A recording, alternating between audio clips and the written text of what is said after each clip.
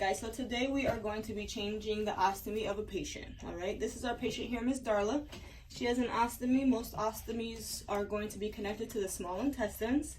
When I take this off here, you can see this is the stoma that the patient will have connected to the small intestines. Because it's the small intestines and not the large intestines, the stool that comes out into this bag is usually going to be either pasty or it could even be runny, but it's not going to be the same that we usually see from ourselves. So when you're going to be changing an ostomy, you want to make sure that you have all of your supplies ahead of time, okay? When we change an ostomy, we are only changing the bag, all right? We are not changing everything else. This we want to keep on as long as we can. We do not want to mess this up. Now, if you see that this wafer here is starting to come up like you see here on the edge, we are able to take tape and reinforce that, but we are not able to take it off and replace it, all right?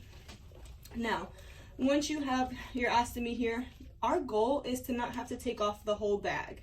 You take off the whole bag, you can discard of it if patients have new ones. If they want it rinsed out, that is possible as well. You open the end of it, you empty it out, and then you take it over to the sink and you run water through this side of it until it runs clean. We do not do any soaps or detergents with this because when you put it back on the patient, it could have an adverse reaction with their body. Now, you have this ostomy here. This bag is pressed on. When you empty it, you come down here to the bottom. You unroll this and you open it here at the end. Once you have the opening here at the end, you're going to just take all of the contents and you're going to lightly push them out into your bag. All right? I always like to have at least 2 washcloths. When you have these washcloths, these are mainly for your cleanup, all right? 1 washcloth, you would like to have that one wet. And so once you're done pushing out the contents in the bag, you're going to wipe off the bag and then you're going to close it back shut. All right, and then you're all done and you can discard of that and you still have an extra washcloth. Now, if you're removing the whole bag away from the stoma, like so, you would like to take that 1 washcloth and you want to put it on top of that stoma because neither you or the patient are going to know when they are going to have a bowel movement here. All right, so you put 1 on top until you are done discarding that bag or rinsing that bag out.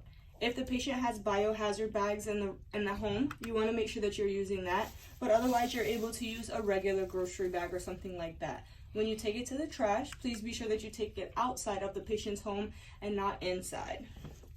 When you are putting a new bag back onto the patient, you want to make sure that you are softly pressing down until you hear that the bag is snapping onto the patient so you know that it's all the way on for sure, okay? Also, when replacing a whole bag, you want to be sure that you put it where gravity is going to take the stool away from the patient. So you always want to make sure that it's either down towards the side or down towards the leg so that way gravity is able to take its role and empty on its own. If you have any questions, please just give us a call and let us know.